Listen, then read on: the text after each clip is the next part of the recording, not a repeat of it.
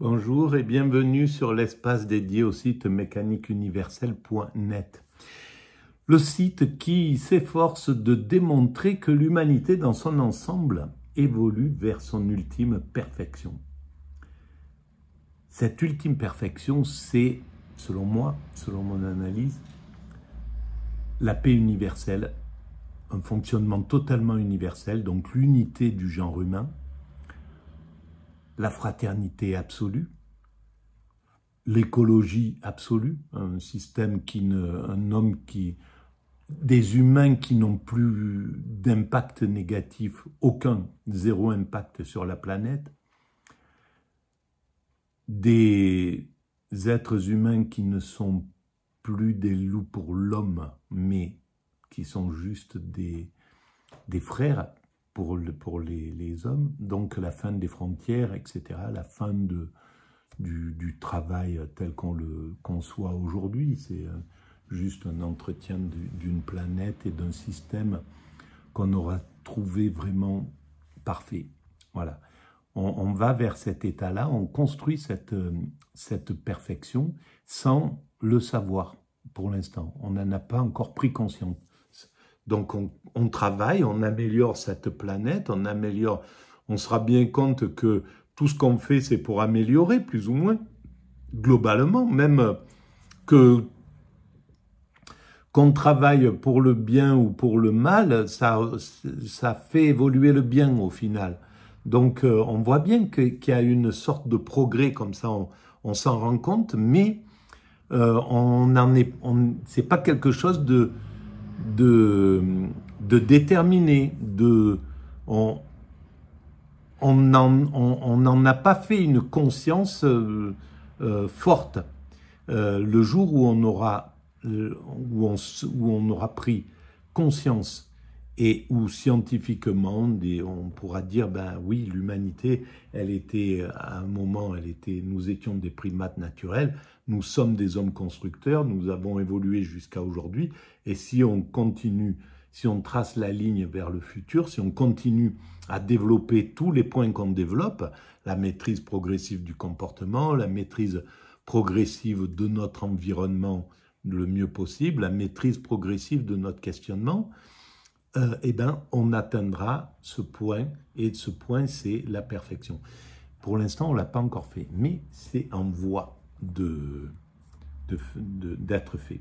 Alors, pour démontrer cette théorie, je m'appuie de temps en temps sur des audios que j'écoute bien souvent sur France Culture. Et là, par exemple, eh ben, j'ai écouté cette nuit le premier épisode d'une série sur Christophe Colomb, le long voyage initiatique de Cristobal. Et donc, voilà, donc c'est la 3e vidéo, je lance cette vidéo, on l'écoute en même temps, et puis je commente si je vois des choses à dire, et j'essaye de faire en même temps un parallèle entre son époque, ce qui se passait à cette époque-là, en 1400 et quelques, aujourd'hui, et avec un éclairage sur l'avenir en même temps. Donc je lance. Et donc l'objectif, c'est pas du tout d'aller coloniser quoi que ce soit, c'est d'essayer de trouver une route commerciale vers les sources de richesse que sont les épices, notamment vers la Chine. Donc ça, c'est une logique commerciale. Et Colomb, qui est génois, participe de cette logique commerciale. Les épices sont un bien extrêmement précieux qui permettent de faire des bénéfices de l'ordre de 4000%. Louise, alors là, c'est hallucinant, c'est colossal, comme elle vient de le dire. C'est énorme quand on y réfléchit, parce que ça correspond à peu près à ce qui se fait avec les méga boîtes, avec le pétrole ou avec... Voilà. Et on comprend à quel point c'est tellement important pour les pays, pour les nations de l'époque, et à quel point la compétition était rude. Et aujourd'hui, elle est rude pour les mêmes raisons. La guerre en Ukraine, la guerre très certainement en Palestine, la guerre en Irak, en Syrie, etc., au Congo, eh ben, elle participe de ce problème de la vénalité, en fait. Il y a tellement de richesses à prendre que et pourtant, c'est tous des spirituels, soi-disant. Hein. Le monde occidental, c'était des chrétiens qui se disaient dans cette chose-là. Et aujourd'hui, c'est en se disant religieux et donc en pervertissant tout à fait les valeurs du spirituel, parce que les valeurs du spirituel sont à l'opposé des valeurs vénales et du fait de devenir riche pour avoir du pouvoir, etc. Du pouvoir et toutes ces valeurs qui sont là. C'est complètement antinomique, mais voilà. Et en même temps, depuis la prise de Saint-Jean d'Acre et surtout la prise de Constantinople par l'Empire turc, par les Ottomans, les voies habituelles de l'intérieur de l'Asie et du Sud sont fermées. Ou elles sont fermées ou elles sont très chères. Et donc les Portugais vont à la source, c'est-à-dire aux Moluques, là où se produisent les épices. Parce que sans doute les Portugais vont aux Moluques, là où se produisent les épices. Donc à l'époque, sans doute, ils devaient passer par le détroit entre là où il y a les Turcs et les Grecs, et passer par là, arriver où sont les Russes, et puis après continuer à pied pour aller en Asie, en fait. Les routes commerciales devaient se passer comme ça, peut-être les routes de la soie, justement. On devait faire la même chose. Et donc les épices qui sont la figure emblématique, le produit emblématique de l'Orient avec l'or. Et on a le même problème aujourd'hui avec le Yémen qui fait barrage dans cette route commerciale qui passe par leur détroit là. Et ben voilà, on voit à quel point le système du fait de fluidifier et de gagner du temps peut engendrer des guerres, peut engendrer je pense qu'en Asie, un grand nombre de tensions et même de très grandes tensions sont liées à ce genre de choses. Derrière, il y a du commerce, quoi. Et c'est pas des haines entre les êtres humains, hein. Et là, c'est pas la haine entre les Américains et les Russes qui se joue. C'est autre chose, c'est du commerce, c'est du business, quoi. Donc, c'est assez incroyable. Et effectivement, les épices et l'or vont être deux thèmes absolument récurrents et structurants dans tout le discours de Colomb sur les 4 voyages. Les épices et l'or. Et cette présence absolument obsessionnelle de l'Asie.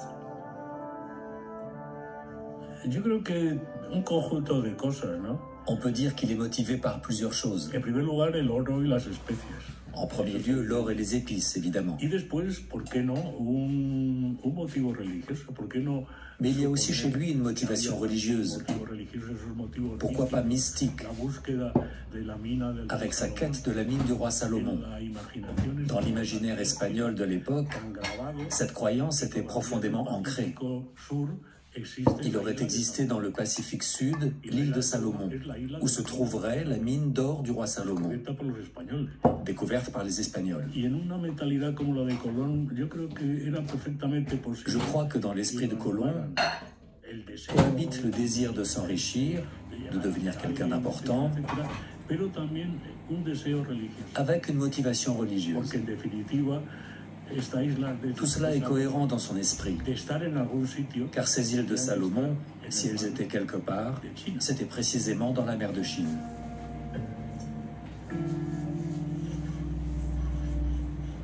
Alors c'est peut-être ce qui a disparu maintenant, justement. Il y a sans doute l'idée que, au bout de la conquête, l'Orient par l'Ouest, on parle, c'est le spirituel.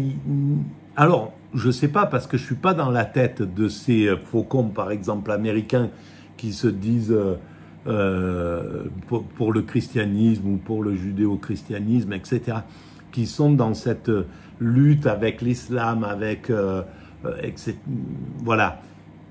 Mais je ne sais pas s'ils sont encore, mais peut-être qu'ils sont encore des fondamentalistes chrétiens, quoi. Par exemple, les George Bush, etc., qu'ils étaient convaincus que, parce que vu de l'extérieur, on a le sentiment, enfin moi j'ai le sentiment que c'est juste un prétexte, le religieux, pour eux, mais c'est peut-être pas un prétexte, au contraire, c'est peut-être vraiment aussi un des attraits, comme à l'époque Colomb voulait christianiser le monde entier, quoi. Il y avait cette chose-là, il y avait la quête du paradis, il y avait la quête de l'or et de la christianisation du monde.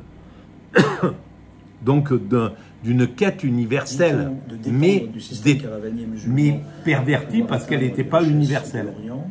N'est pas une fin en soi.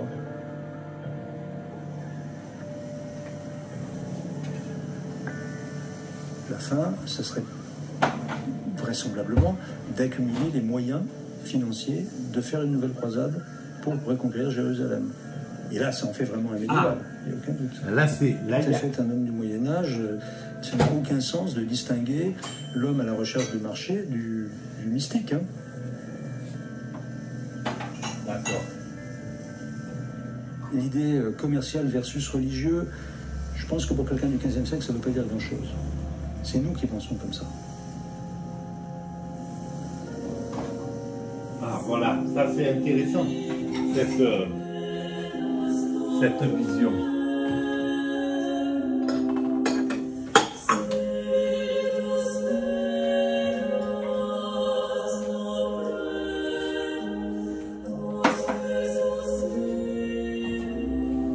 C'est un homme qui était très curieux, qui avait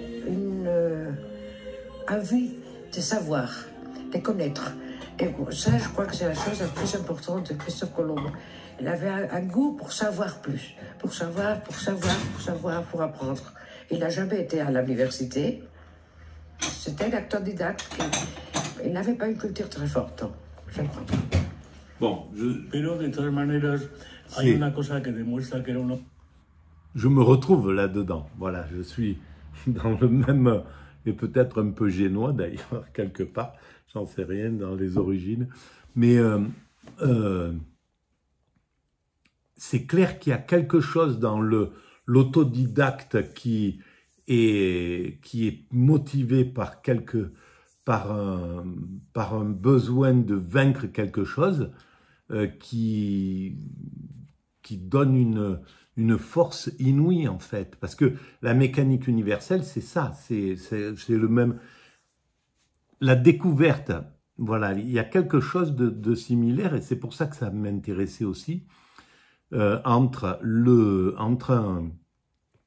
la découverte au XIVe, au XVe siècle des continents, des nouveaux, de l'inconnu que représentaient les continents, l'autre côté de l'océan, qu'est-ce qui se passait, comment ça se passait, toute cette motivation qui faisait des aventuriers, qui lançaient l'aventure à ce niveau-là, et bien aujourd'hui, la même aventure, c'est une aventure en fauteuil, hein, mais de vouloir savoir où va l'humanité, ben c'est la même quête, c'est quelque chose qui est dans le brouillard, qu'on pense qu'il y a du sens, voilà, on peut imaginer qu'il y a du sens, et au fond, il va y avoir les aventuriers de qu'est-ce qui se passe à la fin de l'humanité, enfin, où va l'humanité? La question que pose la mécanique universelle, ça,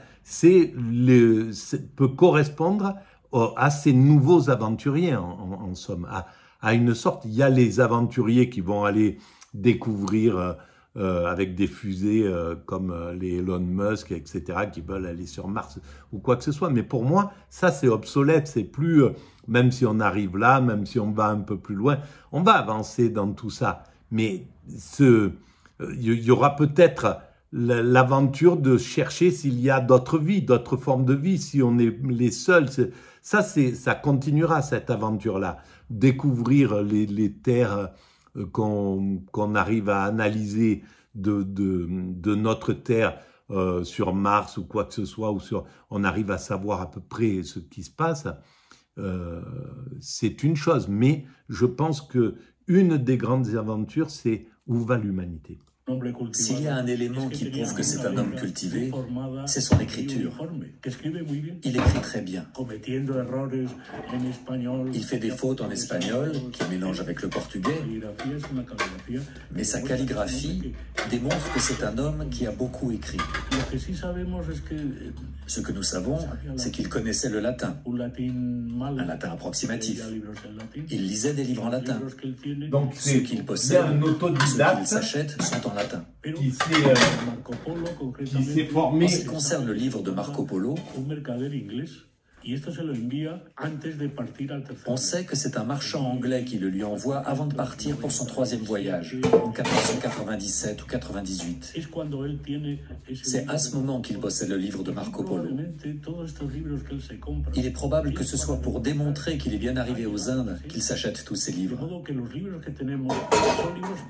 Tous ceux que nous possédons de lui sont donc postérieurs à 1492. Là, je n'ai pas compris ce Qu'avait-il qu'il lu voulait avant? dire. Qui le sait? Il faut donc faire la différence entre sa formation intellectuelle d'avant 1492, qui serait celle d'un cosmographe, comme son frère Bartholomé, qui savait établir des cartes, ce qui laisse à penser que Colomb savait aussi en faire, et les livres de lui que nous possédons à la bibliothèque colombine. Le livre de Marco Polo, la Historia Rerum de Pie II ou le livre de Pierre d'Ailly sont des livres qui, selon moi, ont été achetés après, quand il se sent attaqué. Il contre-attaque en montrant sa culture. Il dit « Marco Polo a dit », mais Marco Polo, lors de son premier voyage, il ne le connaît pas. Alors là, j'ai pas du tout compris ce que ça voulait dire. Et ça fait 2 fois que je l'écoute et 2 fois je comprends pas. Cette carte de Toscanelli, il la vole ou il la copie au Portugal. Toscanelli est un cosmographe italien qui a calculé la distance entre les Indes et l'Espagne et sur laquelle va s'appuyer Colomb. C'est une distance très courte. Sénèque, le philosophe romain, avait déjà dit qu'entre les Indes et l'Espagne, il y avait un océan peu étendu. Toscanelli reprend cette idée. Et cette carte est celle que Colomb emportera avec lui et grâce à laquelle il va développer ses théories. Il a l'idée d'un globe terrestre raccourci en dimension par rapport... Alors, ça me fait penser que c'est un esprit... Oh, mince.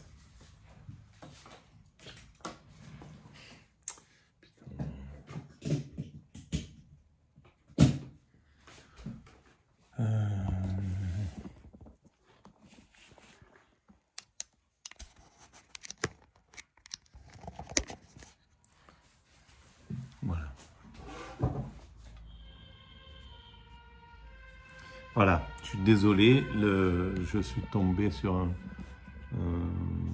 la batterie qui était dégonflée. Alors, il y a... Qu'est-ce que je voulais dire donc?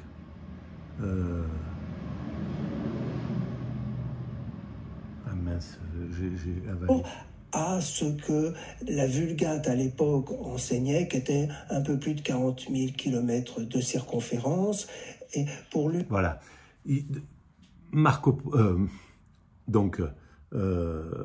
Christophe Colomb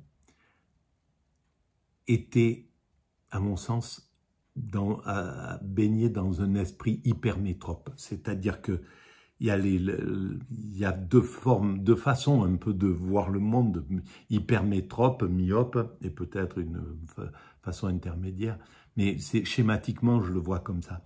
Hypermétrope, on peut naviguer sur le temps du début de l'humanité, du début de la création jusqu'à la fin des temps. Voilà, on a une vision spatiale comme ça. Le myope a une vision analytique des choses. Là, c'est synthétique. Et de façon analytique, on va travailler sur quelque chose de pointu et on va rester sur ce mouvement-là. Et je pense que Christophe Colomb avait une vision justement étendue des choses et du globe et de tout et d'un peu tout quoi. Donc il voyait déjà le monde comme on le voit maintenant, comme on sait qu'on peut le regarder par-dessus. Voilà, on a des images de cette planète qui se balade au milieu de l'univers. Mais c'était le cas sans doute de son... de l'Asie, Cipango et la Chine sont à 4500 km, alors que, évidemment, les sont beaucoup plus éloignées, mais c'est cette création géographique qui se fabrique lui-même, qui produit cette erreur, qui amène cette aventure de partir à la recherche d'un espace qui est beaucoup plus loin. Et l'intérêt de sa démonstration, c'est que c'est beaucoup plus court à ce moment-là pour rejoindre les littoraux de l'Asie orientale que de faire le tour, soit par les caravanes qui traversent l'Arabie et les bateaux qui peuvent rejoindre, soit par il n'est pas encore ouvert, mais il va être ouvert, la voie du Cap de Bonne-Espérance. Donc il y a une logique, il y a une rationalité, mais sur des calculs faux. Oui, mais en même temps, voilà... Il y avait une vision fausse de l'écoumène. C'est-à-dire qu'il y avait deux théories sur la grandeur du monde. Tout le monde savait que le monde était sphérique. Ça, c'était pas une nouveauté.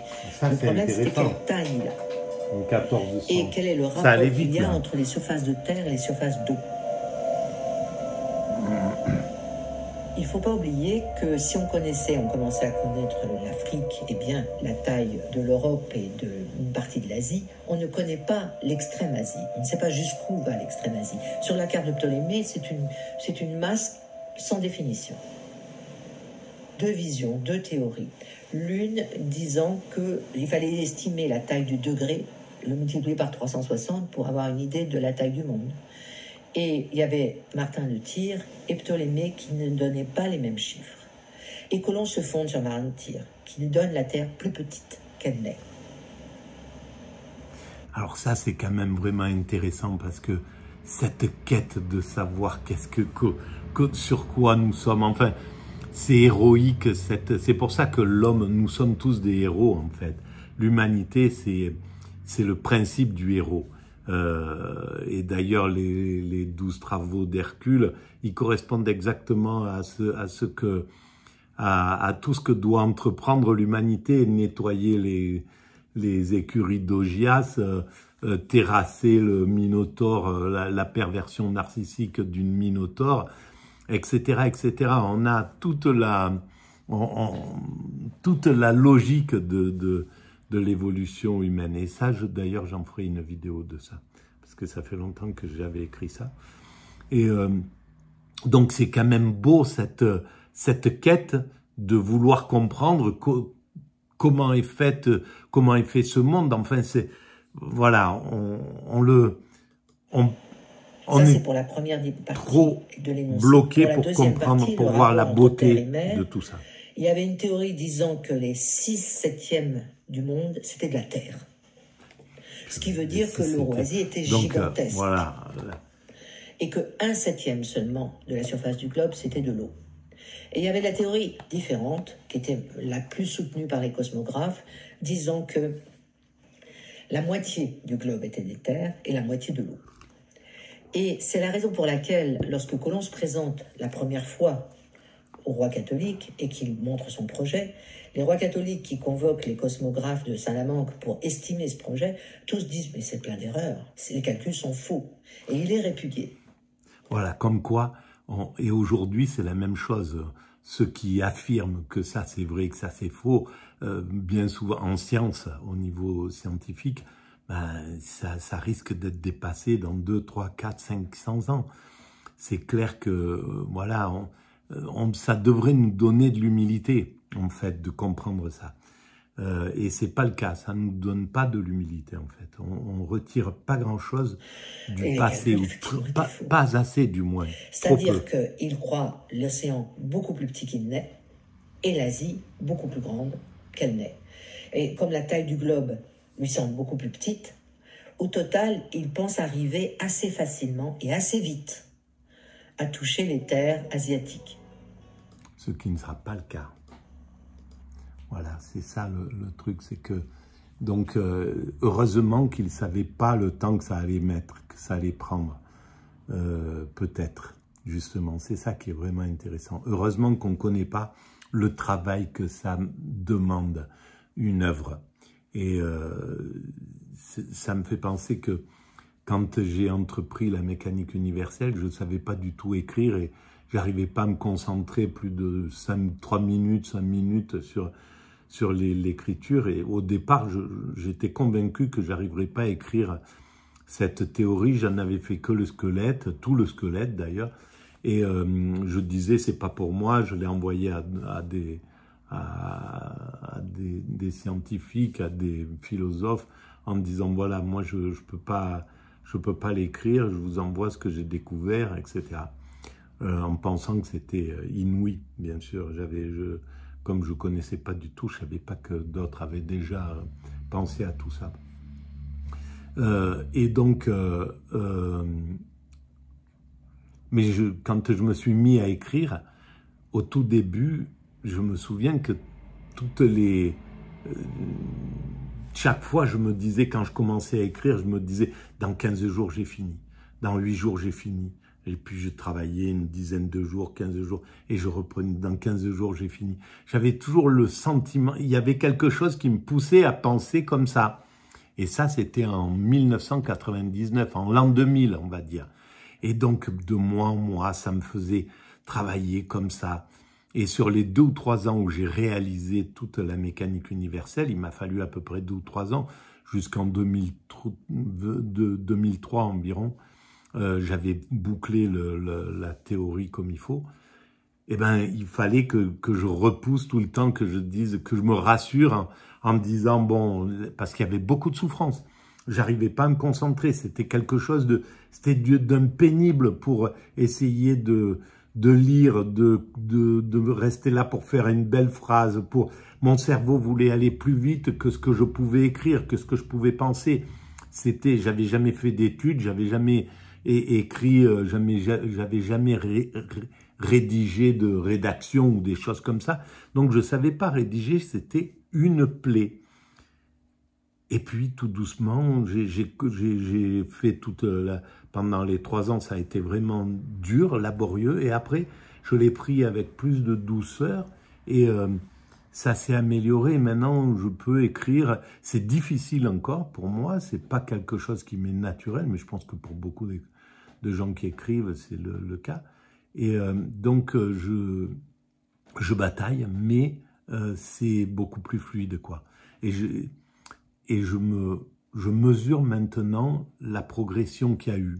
Voilà. Mais heureusement que je ne le savais pas. Si on m'avait dit que ça prendrait tout ce que j'ai mis, et ben d'abord ma vie, quoi. J'y ai consacré mon existence au détriment de l'amour, au détriment des relations sociales, de l'affection, de tout un tas de choses. Mais ça s'est imposé comme ça. Mais j'aurais peut-être dit non si on me l'avait proposé comme ça. Voilà, en tout cas, je regrette rien. Non, rien de rien, voilà. Ben écoutez, si vous pensez que ça a un peu d'intérêt de savoir où nous allons et de le divulguer, eh ben, on peut mettre vous pouvez mettre des pouces, vous abonner, envoyer le lien à vos amis, écrire des commentaires, tout ça augmente la visibilité et allez visiter le site mécaniqueuniverselle.net. Il y a le lien sous toutes les vidéos. Voilà, je vous remercie de votre présence et puis de votre bienveillance. Merci, à bientôt. Au revoir.